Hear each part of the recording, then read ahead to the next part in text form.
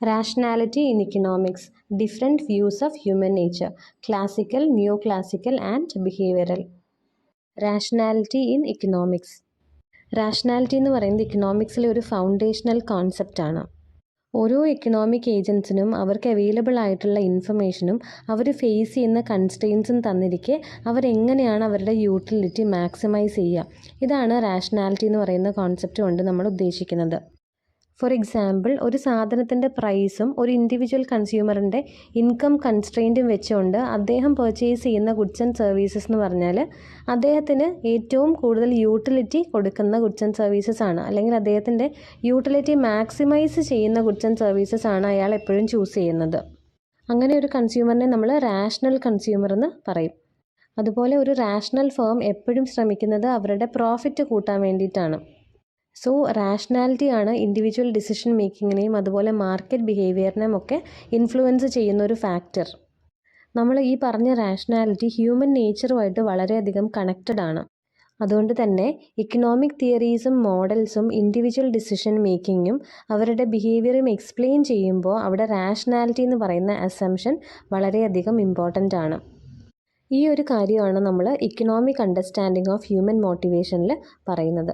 The economic understanding of human motivation refers to how economic theories and models explain why people make certain decisions and behave in particular ways based on the assumption that individuals act rationally to maximise their self interest. Economics ഒരു social science ആണ്. കാരണം it is about people and how these people organise themself to meet their needs and enhance there wellbeing.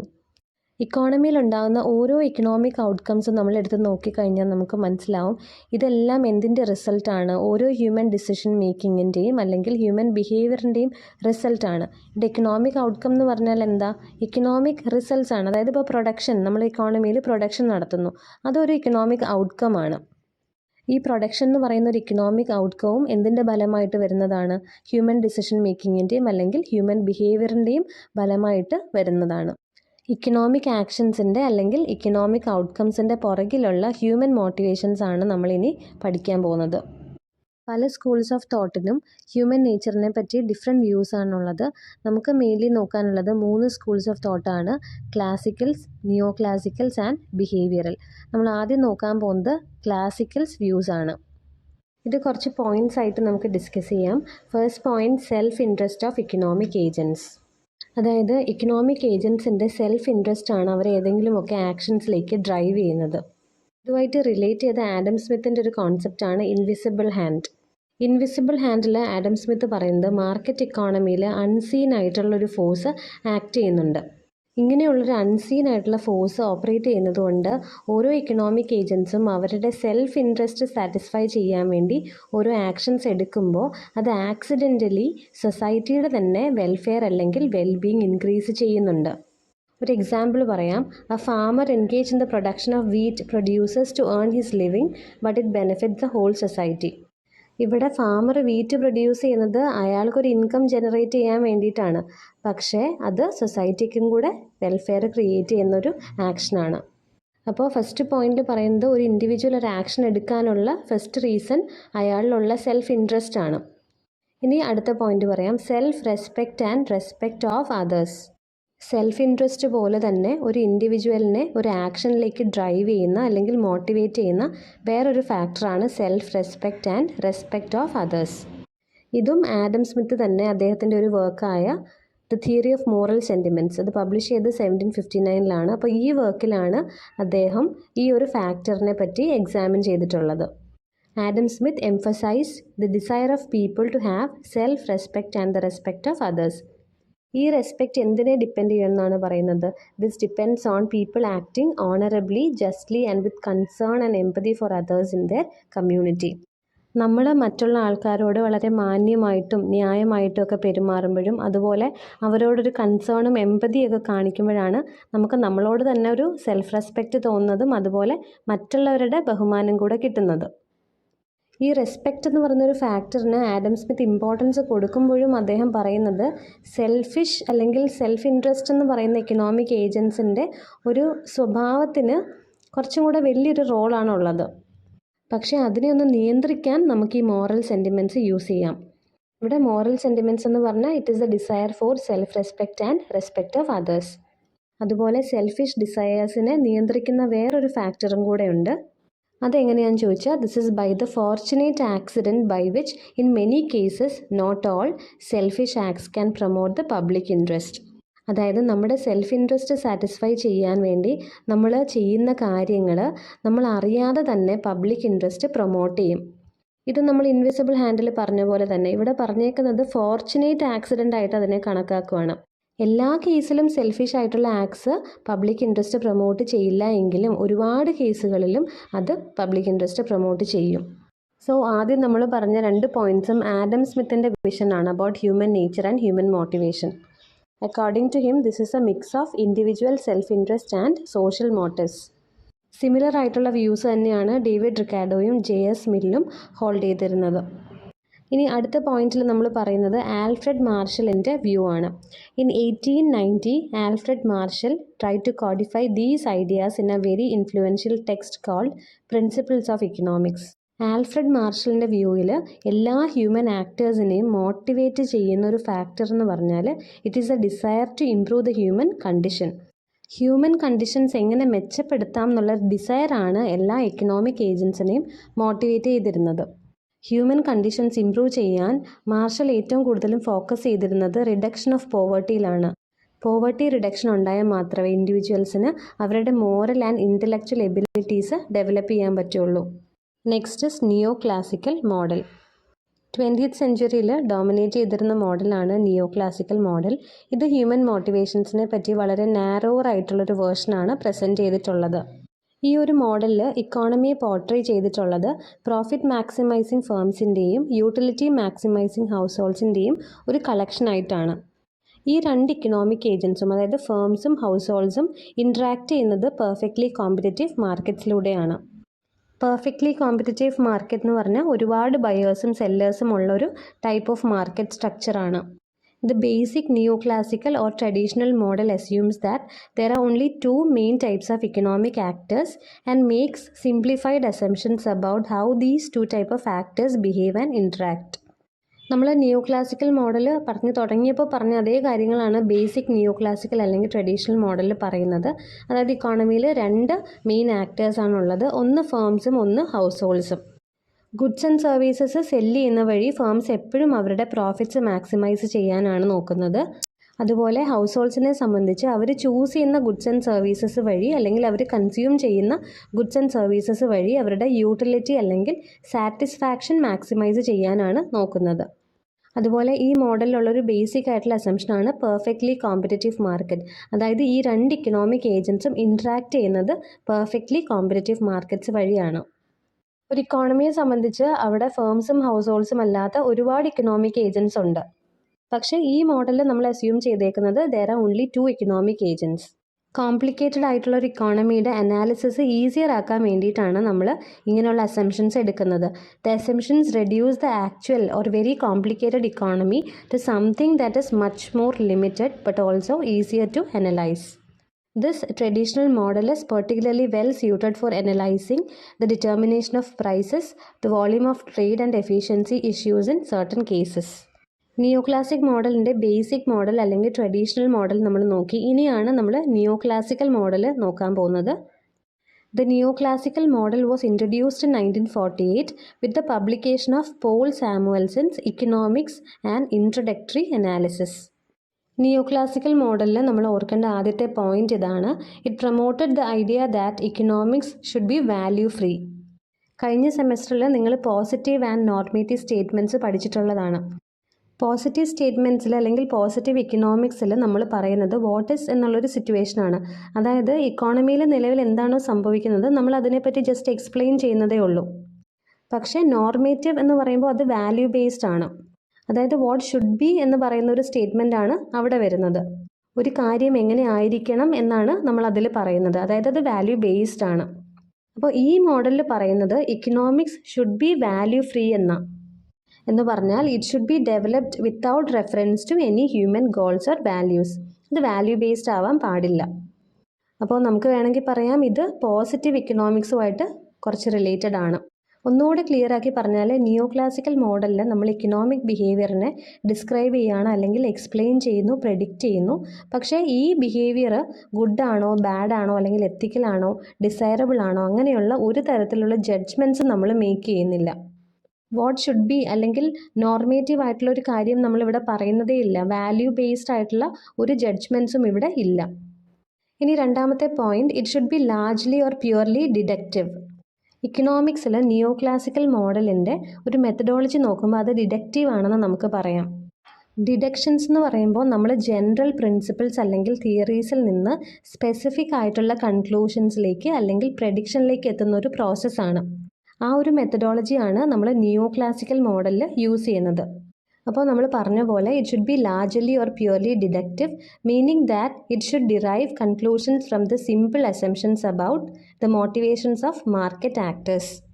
This approach is used to derive insights about human behavior and market dynamics. So neo classical മോഡലിൽ deductive approach use ചെയ്താണ് human ബിഹേവിയറിനെ പറ്റിയും market ഡൈനമിക്സിനെ പറ്റിയൊക്കെയുള്ള understanding അല്ലെങ്കിൽ insight derive ചെയ്യുന്നത്. ഡിഡക്ഷൻ്റെ ആ ഒരു process എങ്ങനെയാണ് ഇവിടെ apply ചെയ്യുന്നതെന്ന് പറയാം. ഈ ഒരു പ്രോസസ്സ് സ്റ്റാർട്ട് ചെയ്യുന്നത് അസംഷൻസിലൂടെയാണ്. ഈ മോഡലിൻ്റെ ബിഗിനിങ്ങിൽ നമ്മൾ കുറച്ച് അസംഷൻസ് പറഞ്ഞിരുന്നല്ലോ. അതായത് ഇക്കോണമിയിൽ രണ്ട് മെയിൻ എക്കണോമിക് ആക്ടേഴ്സ് അല്ലെങ്കിൽ ഏജൻസ് ആണ് ഉള്ളത്. ഒന്ന് ഫേംസും ഒന്ന് ഹൗസ് ഹോൾഡ്സും. അതുപോലെ ഫേംസിൻ്റെ എയിം എന്ന് പറഞ്ഞാൽ പ്രോഫിറ്റ് മാക്സിമൈസേഷൻ ആണ്. ഹൗസ് ഹോൾഡ്സ് നോക്കുന്നത് അവരുടെ യൂട്ടിലിറ്റി മാക്സിമൈസേഷൻ ആണ്. പിന്നെ പറഞ്ഞത് ഈ രണ്ട് ആക്ടേഴ്സും ഇൻട്രാക്ട് ചെയ്യുന്നത് പെർഫെക്റ്റ്ലി കോമ്പറ്റീറ്റീവ് മാർക്കറ്റിലൂടെയാണ്. നമ്മൾ ഈ പറഞ്ഞ അസംഷൻസ് ഒക്കെ ഹ്യൂമൻ ബിഹേവിയറിനെ പറ്റിയും അതുപോലെ മാർക്കറ്റിനെ പറ്റിയുള്ള കോർ അസംഷൻസ് ആണ്. ഈ പറഞ്ഞ സിമ്പിൾ അസംഷൻസ് ഉപയോഗിച്ച് നമ്മൾ തിയററ്റിക്കൽ മോഡൽസ് കൺസ്ട്രക്റ്റ് ചെയ്യും. കൺസ്യൂമേഴ്സുമായിട്ട് റിലേറ്റ് ചെയ്ത കൺസ്യൂമർ ചോയ്സ് തിയറി അല്ലെങ്കിൽ പ്രൊഡ്യൂസേഴ്സായിട്ട് റിലേറ്റ് ചെയ്ത പ്രൊഡക്ഷൻ ഫംഗ്ഷൻ, ഇതൊക്കെ ഇതിന് എക്സാമ്പിൾസ് ആണ്. ഇനി ഈ ജനറൽ തിയറീസ് ഉപയോഗിച്ചാണ് അവർ സ്പെസിഫിക് ആയിട്ടുള്ള പ്രെഡിക്ഷൻസ് നടത്തുന്നത്. അതായത് ഈ തിയററ്റിക്കൽ മോഡൽസ് ഉപയോഗിച്ച് നമുക്ക് ഏതെങ്കിലും എക്കണോമിക് ഫിനോമിനൻ എക്സ്പ്ലെയിൻ ചെയ്യാം. അതിനൊരു എക്സാമ്പിളാണ് ഈ ഒരു statement, if the price of a good increases the demand of the good will decrease. അതായത് ഒരു സാധനത്തിൻ്റെ വില കൂടിയാൽ അതിൻ്റെ ഡിമാൻഡ് കുറയും.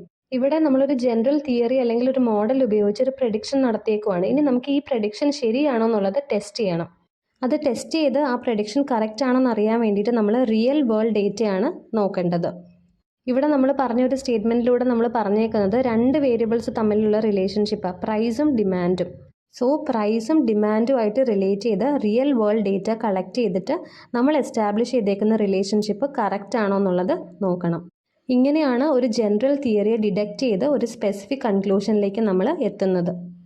Third point, more scientific than other social sciences. Second പോയിന്റുമായിട്ട് കണക്റ്റഡ് ആയിട്ട് വരുന്നൊരു പോയിന്റാണിത്. They claim that the entire system of economic theory is so purely deductive that everything in it can be deduced from one essential axiom.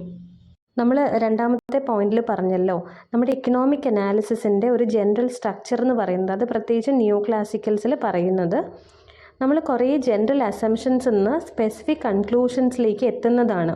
അതായത് purely deductive ആണ്. That everything in it can B deduce from one essential axiom. ഒരു essential സ്റ്റേറ്റ്മെൻറ്റിലൂടെ നമുക്ക് എല്ലാം തന്നെ conclude ചെയ്യാൻ പറ്റും എന്നാണ് പറയുന്നത്. റാഷണാലിറ്റി ആക്സിയം നമുക്കൊന്ന് എടുത്ത് നോക്കാം. ആക്സിയം എന്ന് പറഞ്ഞാൽ ഒരു അസംഷൻ അല്ലെങ്കിൽ ഒരു സ്റ്റേറ്റ്മെൻറ്റിനെ ഉദ്ദേശിക്കുന്നുള്ളൂ. So the rationality axiom states that rational economic man maximises his utility. Rational ആയിട്ടുള്ള ഒരു കൺസ്യൂമർ അല്ലെങ്കിൽ ഒരു ഇൻഡിവിജ്വൽ അയാളുടെ യൂട്ടിലിറ്റി മാക്സിമൈസ് ചെയ്യാനാണ് നോക്കുന്നത് നമുക്കറിയാം. റാഷണാലിറ്റി എന്ന് പറയുമ്പോൾ നമ്മൾ അതിന് പകരം ഉപയോഗിക്കുന്ന വേറെ കുറച്ച് ടേംസ് ഉണ്ട്, സെൽഫ് ഇൻട്രസ്റ്റ് അല്ലെങ്കിൽ വെൽബീയിങ്. ഈ റാഷണാലിറ്റി ആക്സിയം സ്റ്റേറ്റ്മെൻറ്റിൽ പറയുന്നതനുസരിച്ച് ഒരു റാഷണൽ ആയിട്ടുള്ള എക്കണോമിക് ആക്ടർ എപ്പോഴും അയാളുടെ സെൽഫ് ഇൻട്രസ്റ്റ് അച്ചീവ് ചെയ്യാൻ വേണ്ടിയിട്ടാണ് നോക്കുന്നത്. പക്ഷേ ഈ ഒരു ഇൻ്റർപ്രിട്ടേഷൻ എപ്പോഴും കറക്റ്റ് ആവണമെന്നില്ല. ഇതിൻ്റെ റീസൺ, സെൽഫ് ഇൻട്രസ്റ്റ് അച്ചീവ് ചെയ്യുക എന്ന് പറയുന്നത് റാഷണാലിറ്റിയിൽ വരുന്നൊരു കോർ കോൺസെപ്റ്റ് ആണെങ്കിൽ പോലും ഒരു റാഷണൽ ഇക്കണോമിക് ഏജൻറ്റിൻ്റെ ഇക്കണോമിക് ബിഹേവിയറിനെ ഡിറ്റർമിൻ ചെയ്യുന്ന ഒരേ ഒരു ഫാക്ടർ സെൽഫ് ഇൻട്രസ്റ്റ് ആണെന്ന് ഒരിക്കലും പറയാൻ പറ്റില്ല. ജനറലി അങ്ങനെ പറയാൻ പറ്റില്ലെങ്കിൽ പോലും നിയോ ക്ലാസിക്കൽ മോഡൽ അങ്ങനെയാണ് പറയുന്നത്. This statement has often been interpreted to mean that pursuit of self interest is the only thing that is done by rational economic actors and that anything else is irrational. ഇനി അടുത്ത point നോക്കാം, independence. People act independently based on having all the relevant information. അതായത് ഈ ഒരു model അനുസരിച്ച് people അവർക്ക് available ആയിട്ടുള്ള information ഉപയോഗിച്ച് ഏറ്റവും റാഷണൽ ആയിട്ടുള്ള ഡിസിഷൻസ് എടുക്കുന്നു. ഇൻഡിപെൻഡൻ്റ് ആയിട്ടുള്ള ഡിസിഷൻസ് ആണ് എടുക്കുന്നത്. വേറെ ആരുടെയും ചോയ്സസോ പ്രിഫറൻസസോ ഒന്നും അവരെ ഒരു രീതിയിലും എഫക്റ്റ് ചെയ്യുന്നില്ല. ഓരോ ഇൻഡിവിജ്വൽസും അവരുടെ പ്രിഫറൻസസും ചോയ്സസും അനുസരിച്ചാണ് എപ്പോഴും ഡിസിഷൻസ് എടുക്കുന്നത്. Next is utility maximisation. നമ്മൾ നേരത്തെ പറഞ്ഞിട്ടുള്ളതാണ്, എന്നാലും ഒരു പോയിൻ്റായിട്ട് നമുക്ക് പറയാം. People strive to maximise their utility which is a satisfaction they receive from consuming goods and services. Next is profit maximisation. Businesses aim to maximise their profits. Last point, market self-regulation. Markets will self-regulate in response to supply and demand. Markets എപ്പോഴും self regulated ആണ്. വേറെ ഏജൻസീസിൻ്റെ ഒന്നും ആവശ്യം അവിടെ ഇല്ല. Market forces of demand and supply ഉപയോഗിച്ചാണ് അവർ ഈ ഒരു ഒബ്ജക്റ്റീവ് അക്കംപ്ലിഷ് ചെയ്യുന്നത്. അടുത്ത മോഡൽ ബിഹേവിയറൽ ഇക്കണോമിക്സ്. അപ്പോൾ ബിഹേവിയറൽ ഇക്കണോമിക്സ് എന്ന് പറഞ്ഞാൽ മൈക്രോ ഇക്കണോമിക്സിൻ്റെ ഒരു സബ് ഫീൽഡാണ് that studies how individuals and organisations make economic decisions. Human ബിഹേവിയറിൻ്റെ നിയോ ക്ലാസിക്കൽ വ്യൂ നമ്മൾ കണ്ടിരുന്നു. അതിനെ ചാലഞ്ച് ചെയ്തിട്ടാണ് ബിഹേവിയറൽ ഇക്കണോമിക്സ് വന്നിട്ടുള്ളത്. ബിഹേവിയറൽ ഇക്കണോമിക്സിൽ ഹ്യൂമൻ ബിഹേവിയറിൻ്റെ കുറച്ചും കൂടി സോഫിസ്റ്റിക്കേറ്റഡ് ആയിട്ടുള്ള മോഡൽസ് ഉപയോഗിച്ചാണ് അവരുടെ ബിഹേവിയർ എക്സ്പ്ലെയിൻ ചെയ്യുന്നത്. ക്ലാസിക്കൽ മോഡൽസിലും നിയോ ക്ലാസിക്കൽ മോഡൽസിലും നമ്മൾ സെൽഫ് ഇൻട്രസ്റ്റിൻ്റെ ബേസിസിലാണ് കുറേ കാര്യങ്ങൾ എക്സ്പ്ലെയിൻ ചെയ്തത്. പക്ഷേ ഇവിടെ അങ്ങനെയല്ല. Here people seem to act against their own self interest. Behavioural ഇക്കണോമിക്സിൻ്റെ ഏരിയയിൽ നടത്തിയ സ്റ്റഡീസ് പ്രകാരം അവർ പറയുന്ന ഒരു കാര്യമാണിത്. People act against their own self interest. Self interest achieve ചെയ്യാൻ വേണ്ടിയിട്ട് മാത്രമല്ല അവർ ആക്ട് ചെയ്യുന്നത്. എപ്പോഴും അങ്ങനെ ആവണമെന്നില്ല. നിയോ ക്ലാസിക്കൽ മോഡൽ പഠിക്കുന്ന സമയത്ത് നമ്മൾ കണ്ടതാണ്, അത് സ്റ്റാർട്ട് ചെയ്യുന്നത് കുറേ ബേസിക് അസംഷൻസ് വെച്ചിട്ടാണ്. പക്ഷേ ഇവിടെ അങ്ങനെയല്ല. Rather than making assumptions about human behaviour, it relies heavily on scientific experiments to determine how people behave in different situations. പല സിറ്റുവേഷൻസിലും ആൾക്കാർ എങ്ങനെയാണ് ബിഹേവ് ചെയ്യുന്നതെന്ന് അറിയാൻ വേണ്ടിയിട്ട് അവർ റിലൈ ചെയ്തിരുന്നത് സയൻറ്റിഫിക് എക്സ്പെരിമെൻസിലാണ്. ഇതിൻ്റെ ഒരു ചെറിയൊരു എക്സാമ്പിൾ പറയാം. ഒരു എക്സ്പെരിമെൻ്റ് ആണ്. 3 മണിക്കൂറുള്ള ഒരു സെമിനാർ ക്ലാസ്. അപ്പോൾ അതിൻ്റെ ഇടയ്ക്ക് ഒരു ചെറിയ ബ്രേക്ക് ഉണ്ട്. അപ്പോൾ ആ സമയത്ത് പ്രൊഫസർ ഈ കുട്ടികൾക്കൊരു സ്നാക്ക് ഓഫർ ചെയ്യുന്നുണ്ട്. എല്ലാ വീക്കിലും ഈ പ്രൊഫസർ ഒരു ലിസ്റ്റ് ഓഫ് സ്നാക്സ് ഈ കുട്ടികൾക്ക് കൊടുക്കും. അപ്പോൾ അവർ വോട്ട് ചെയ്യും. അപ്പോൾ ഏറ്റവും കൂടുതൽ വോട്ട് ചെയ്യുന്ന സ്നാക്കാണ് ആ വീക്കിൽ അവർക്ക് കിട്ടുന്നത്. ഇതിൻ്റെ റിസൾട്ട് എന്താണെന്ന് വെച്ചാൽ എല്ലാ വീക്കിലും ഈ കുട്ടികൾ വോട്ട് ചെയ്യുന്നത് സെയിം സ്നാക്കാണ്. അതായത് ഏറ്റവും ഫേവററ്റ് ആയിട്ടുള്ള സ്നാക്ക് തന്നെയാണ് എല്ലാ വീക്കിലും അവർ വോട്ട് ചെയ്യുന്നത്. അപ്പോൾ എല്ലാ വീക്കിലും അവർക്ക് കിട്ടുന്നത് സെയിം സ്നാക്ക് തന്നെയാണ്. അപ്പോൾ ഈ എക്സാമ്പിളിൽ പറയുന്നത് എല്ലാ ആഴ്ചയിലും ഈ പ്രൊഫസർ കുട്ടികൾക്ക് ഒരു ലിസ്റ്റ് കൊടുക്കും. അതിൽ നിന്ന് അവർക്ക് ഫേവററ്റ് ആയിട്ടുള്ള സ്നാക്ക് അവർ വോട്ട് ചെയ്യും. എന്ന് പറഞ്ഞാൽ എന്താ, എല്ലാ ആഴ്ചയും അവർ കഴിക്കുന്നത് ഒരേ സാധനം തന്നെയാണ്. ഇനിയിപ്പോൾ നമുക്ക് വേറൊരു ഗ്രൂപ്പ് ഓഫ് സ്റ്റുഡൻസിനെ എടുക്കാം. അവർക്കും 3 മണിക്കൂറുള്ളൊരു സെമിനാർ ക്ലാസ് ആണ്. ഇടയ്ക്കൊരു ബ്രേക്കും ഉണ്ട്. ഈ ബ്രേക്കിൽ അവർക്കും സ്നാക്സ് ഓഫർ ചെയ്യുന്നുണ്ട്. പക്ഷേ ഇവിടുത്തെ ഒരു വ്യത്യാസം എന്താണെന്ന് ചോദിച്ചാൽ, നേരത്തെ തന്നെ അവരോട് ചോദിച്ചിരിക്കും അടുത്ത 3 ആഴ്ചത്തേക്ക് നിങ്ങൾക്ക് ഏത് സ്നാക്സ് ആണ് വേണ്ടത്. ഒരു സമയം തന്നെ അടുത്ത 3 വീക്കിലേക്കുള്ള സ്നാക്സ് ചൂസ് ചെയ്യാൻ പറയുമ്പോൾ എപ്പോഴും അവർക്ക് താല്പര്യം വെറൈറ്റി ചൂസ് ചെയ്യാനാണ്. കാരണം എല്ലാ വീക്കിലും ഒരേ സ്നാക്ക് തന്നെ കഴിക്കണ്ട എന്നുള്ളൊരു തോട്ടാണ് അവർക്ക്. ഇതേ ഒരു തോട്ട് പ്രോസസ്സ് തന്നെ ആയിരുന്നു നമ്മൾ കണ്ട ആദ്യത്തെ ഗ്രൂപ്പ് ഓഫ് സ്റ്റുഡൻസിനും ഉണ്ടായിരുന്നത്. അവരും വിചാരിക്കുന്നത് ഈ വീക്ക് നമ്മുടെ ഫേവറേറ്റ് ചൂസ് ചെയ്തിട്ട് അടുത്ത വീക്കിൽ വെറൈറ്റി ചൂസ് ചെയ്യാമെന്ന് തന്നെയാണ്. പക്ഷേ സ്നാക്സ് ചൂസ് ചെയ്യുന്ന ആ ടൈം ആകുമ്പോൾ, ആ വോട്ടിംഗ് പ്രോസസ്സിൻ്റെ ടൈം ആകുമ്പോൾ അവരെന്ത് ചെയ്യും, അവരുടെ ഫേവറേറ്റ് വണ്ണിലേക്ക് തന്നെ സ്റ്റിക്ക് ഓൺ ചെയ്യും. Next point, bounded rationality. Individuals എപ്പോഴും റാഷണലായിട്ടല്ല ആക്ട് ചെയ്യുന്നതെന്ന് നമ്മൾ ഈ ഒരു മോഡലിൽ പറഞ്ഞു. ഒരു ഇൻഡിവിജ്വലിനെ സംബന്ധിച്ച് റാഷണൽ ആയിട്ടുള്ളൊരു ഡിസിഷൻ എടുക്കാൻ പറ്റണമെന്നുണ്ടെങ്കിൽ അതുമായിട്ട് റിലേറ്റ് ചെയ്ത എല്ലാ ഇൻഫർമേഷനും അല്ലെങ്കിൽ റിസോഴ്സസും ടൈമും എല്ലാം അയാൾക്ക് അവൈലബിൾ ആയിരിക്കണം. ഈ പറഞ്ഞ കാര്യങ്ങളൊക്കെ എപ്പോഴും അവൈലബിൾ ആകണമെന്നില്ല. അതുകൊണ്ട് തന്നെ നിയോ ക്ലാസിക്കൽ മോഡലിലൊക്കെ പറയുന്ന പോലെയുള്ള ഒരു പെർഫെക്റ്റ് റാഷണാലിറ്റി പോസിബിൾ അല്ല. അവിടെയാണ് ബൗണ്ടഡ് റാഷണാലിറ്റിയുടെ ഇമ്പോർട്ടൻസ് വരുന്നത്. ഒരു ഇൻഡിവിജ്വലിനെ സംബന്ധിച്ച് അയാളുടെ കോഗ്നിറ്റീവ് കപ്പാസിറ്റി അല്ലെങ്കിൽ കോഗ്നിറ്റീവ് സ്കിൽസ്, അതായത് വൈജ്ഞാനികമായിട്ടുള്ള കഴിവുകൾ വളരെ ലിമിറ്റഡ് ആണ്. അപ്പോൾ അവരുടെ കൺസ്ട്രെയിൻസിൽ നിന്നുകൊണ്ട്, അതായത് ടൈം കൺസ്ട്രെയിൻ്റ് ആകാം, റിസോഴ്സ് കൺസ്ട്രെയിൻ്റ് ആകാം, ഇൻഫർമേഷൻ കൺസ്ട്രെയിൻ്റ് ആകാം, ഇതിലൊക്കെ നിന്നുകൊണ്ട് നല്ലൊരു ഡിസിഷൻ എങ്ങനെ എടുക്കാമെന്നേ അവർ നോക്കുകയുള്ളൂ. So in this model it is said that rather than acting rationally they use heuristics, അതായത് mental shortcuts to make decisions. അതായത് ഇവിടെ പറയുന്നത് ഇൻഡിവിജ്വൽസ് എപ്പോഴും അവരുടെ ലിമിറ്റേഷൻസിൽ നിന്നുകൊണ്ട് എപ്പോഴും നല്ലൊരു ഡിസിഷൻ എടുക്കാനാണ് നോക്കുന്നത്. അല്ലാതെ അത് ഒപ്റ്റിമൽ ഡിസിഷൻ ആവണമെന്നില്ല. ഒപ്റ്റിമൽ എന്ന് പറഞ്ഞാൽ ബെസ്റ്റ് ആയിട്ടുള്ളൊരു ഡിസിഷൻ എടുക്കാതെ അവരുടെ ലിമിറ്റേഷൻസിൽ നിന്നുകൊണ്ട് നല്ലൊരു ഡിസിഷൻ എടുക്കുക, അത്രേ ഇവിടെ ഉദ്ദേശിക്കുന്നുള്ളൂ. And also human motivation is shaped by the effort to simplify choices rather than optimize them. Next point, Kahneman's research has found that people tend to give undue importance to information that is easily available or vivid, something he called the availability heuristic. ഇദ്ദേഹം ഒരു Israeli American psychologist ആണ്. ഇവിടെ availability heuristics എന്ന് പറയുന്നത് നമ്മൾ നേരത്തെ പറഞ്ഞതുപോലെ ഒരു മെൻ്റൽ ഷോർട്ട് കട്ടാണ്, ഡിസിഷൻ എടുക്കാനുള്ളൊരു മെൻ്റൽ ഷോർട്ട് കട്ടാണ്. ഇതിനൊരു എക്സാമ്പിൾ പറയാം. നമ്മളിപ്പോൾ ന്യൂസ് ചാനലിൽ കോവിഡ് പോലെയുള്ളൊരു ഡിസീസിൻ്റെ ഔട്ട്ബ്രേക്കിൻ്റെ ന്യൂസ് കേട്ടു എന്ന് വിചാരിക്കുക. നമ്മൾ ആ ഒരു പെർട്ടിക്കുലർ ഡിസീസിൻ്റെ കാര്യങ്ങളൊക്കെ വളരെ വ്യക്തമായിട്ട് ചാനലിൽ കാണുവാണ്. സ്വാഭാവികമായിട്ടും നമ്മൾ റീസെൻ്റ്ലി കണ്ടൊരു കാര്യമായതുകൊണ്ട് തന്നെ ആ ഒരു ഡിസീസ് നമുക്കും വരാനുള്ളൊരു ചാൻസ് നമ്മൾ ഓവർ എസ്റ്റിമേറ്റ് ചെയ്യും. ഇങ്ങനെയുള്ള ഡിസീസസിൻ്റെ കാര്യമാകുമ്പോൾ അവിടെ മീഡിയ കവറേജ് കൂടുതലാണ്. അപ്പോൾ നമ്മുടെ മെമ്മറിയിലേക്ക് എപ്പോഴും അത് വരാനുള്ള ചാൻസസ് ഒരുപാട് കൂടുതലാണ്. അപ്പോൾ നമ്മൾ ഇവിടെ എന്താ ചെയ്യുന്നത്, ഒരുപക്ഷെ നമുക്ക് ആ ഒരു പെർട്ടിക്കുലർ ഡിസീസിനെ പറ്റി അറിയാനുള്ള സോഴ്സസ് ഒരുപാട് ഉണ്ടായേക്കാം. പക്ഷേ നമ്മൾ അതൊന്നും നോക്കാതെ നമുക്ക് റെഡ്ലി അവൈലബിൾ ആയിട്ടുള്ള ഇൻഫർമേഷൻ മാത്രം എടുത്തിട്ടാണ് കാര്യങ്ങൾ ജഡ്ജ് ചെയ്യുന്നത്. അതായത് നമുക്ക് ഈ അസുഖം വരാനുള്ള ചാൻസസ് നമ്മൾ ജഡ്ജ് ചെയ്യുന്നത്. സോ അവൈലബിലിറ്റി ഹ്യൂറിസ്റ്റിക് ഉണ്ടെങ്കിൽ എപ്പോഴും അവിടെ ബയസ്ഡ് ആയിട്ടുള്ള ജഡ്ജ്മെൻറ്റ്സ് ആണ് ഉണ്ടാവുന്നത്. നമുക്ക് റെഡ്ലി അവൈലബിൾ ആയിട്ടുള്ള ഇൻഫർമേഷൻ എപ്പോഴും ആക്യുറേറ്റ് ആവണമെന്നോ അല്ലെങ്കിൽ റെപ്രസെൻറ്റേറ്റീവ് ആവണമെന്നോ ഇല്ല. അതുകൊണ്ടാണ് അവൈലബിലിറ്റി ഹ്യൂറിസ്റ്റിക് ബയസ്ഡ് ജഡ്ജ്മെൻറ്റ്സിന് അല്ലെങ്കിൽ ബയസ്ഡ് ആയിട്ടുള്ള ഡിസിഷൻ മേക്കിങ്ങിന് കാരണമാകുമെന്ന് പറയുന്നത്. നേരത്തെ പറഞ്ഞതല്ലാതൊരു എക്സാമ്പിൾ ഇവിടെ കൊടുത്തിട്ടുണ്ട്.